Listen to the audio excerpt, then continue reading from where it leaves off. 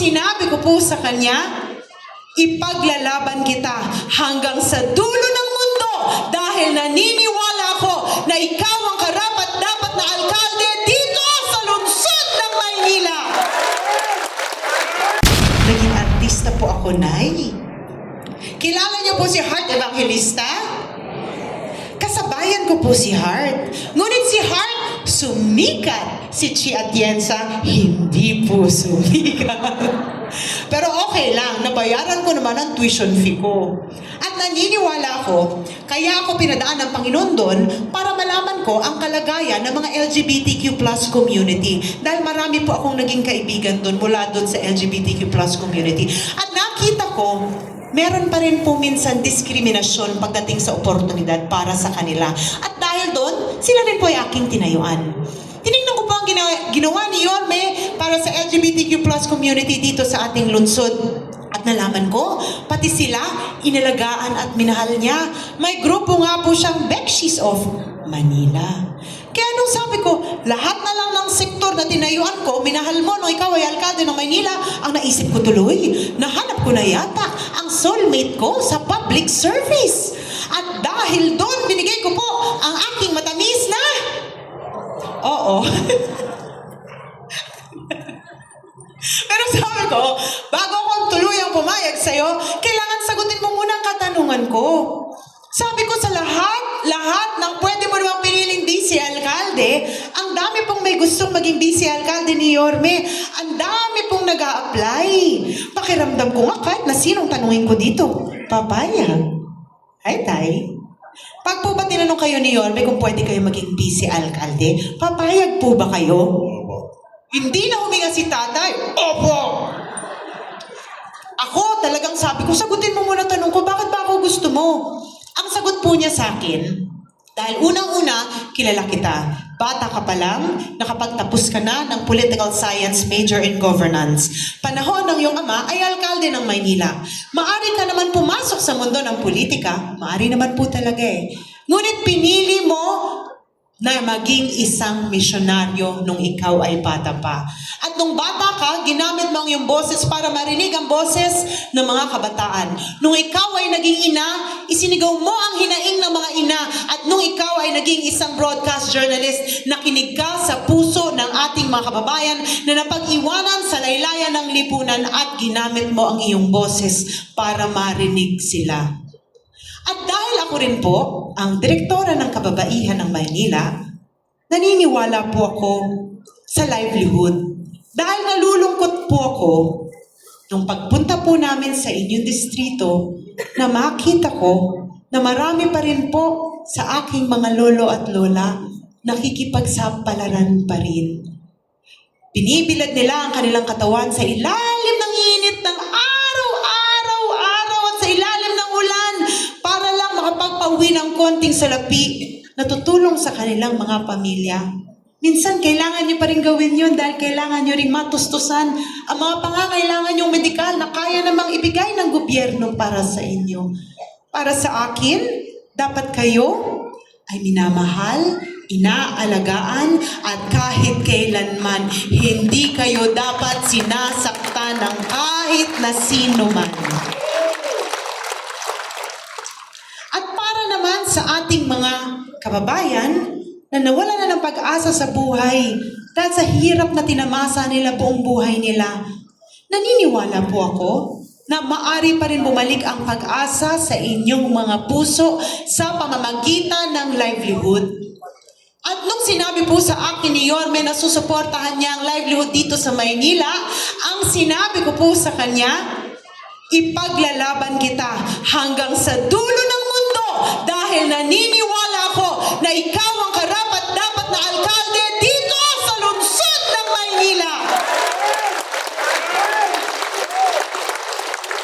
Sa 6 na distrito na aming nilalapagan ni Yorme, iisa lamang po ang isinisigaw ninyong lahat.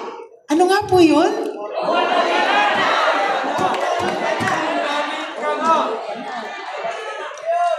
Alam ko po, kaakibat ng sigaw nyo na bumalik na si Yorme dahil nagnanais at nagdadasal ang inyong mga puso na bumalik ang pagkatok ng pagmamahal ng gobyerno sa inyong mga bahay at buhay gaya ng natamasa nyo nung si Yorme ang alkalde natin dito sa ating lungsod.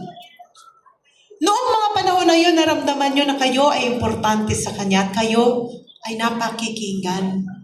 At alam nyo, tinitingnan ko ang inyong mga mata.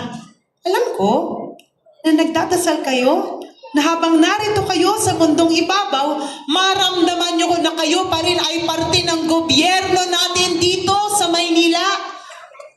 At alam ko rin na gusto ninyo na kung lilisanin nyo ang mundong ibabaw balang araw, iiwan nyo ang inyong mga anak at inyong mga apo sa isang gobyerno na alam nyong aalagaan at mamahalin sila.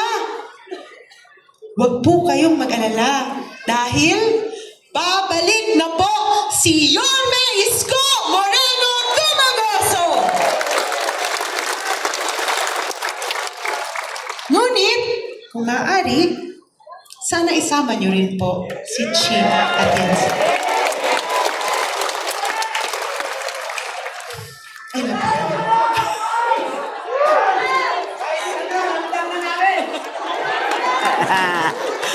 Ang trabaho po ng Vice Alcalde ay maging presiding officer.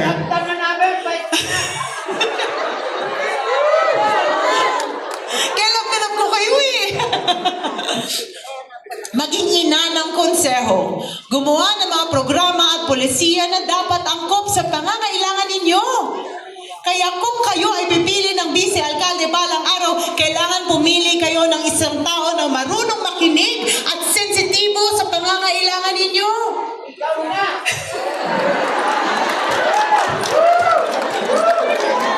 I love you, Day.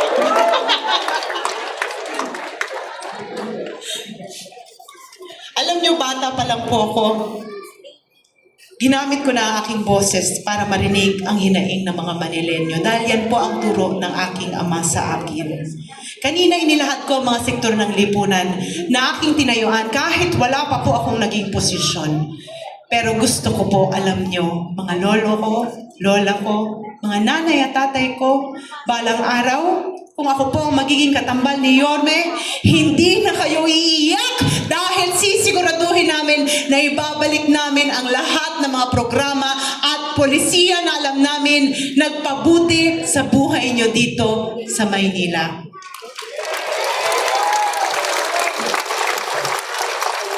Ngunit, kailangan po namin ng mga kaalyado sa City Council balang araw para magawa ito. Kaya kung susuportahan niyo po kami ni Yorme, sana suportahan at tulungan niyo rin po ang lahat ng mga konsihal na nasa likuran ko under Yorme's choice. At dahil kailangan rin po namin ng kaalyado mula sa national government, ako po ay nakikiusap. Sana tulungan niyo rin po ang aming kaibigan na si Congressman J.D.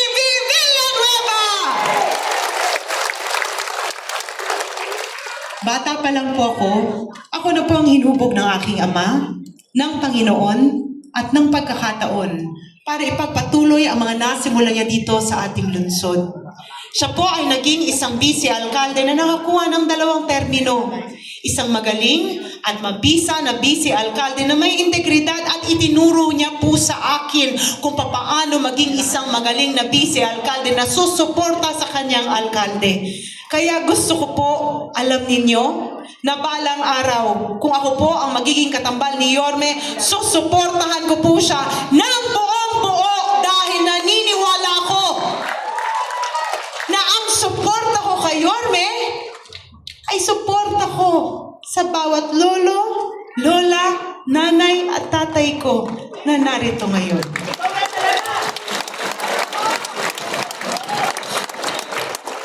Hindi po ako umaalis sa kahit na anong lugar nang hindi nag-iiwan ng alaala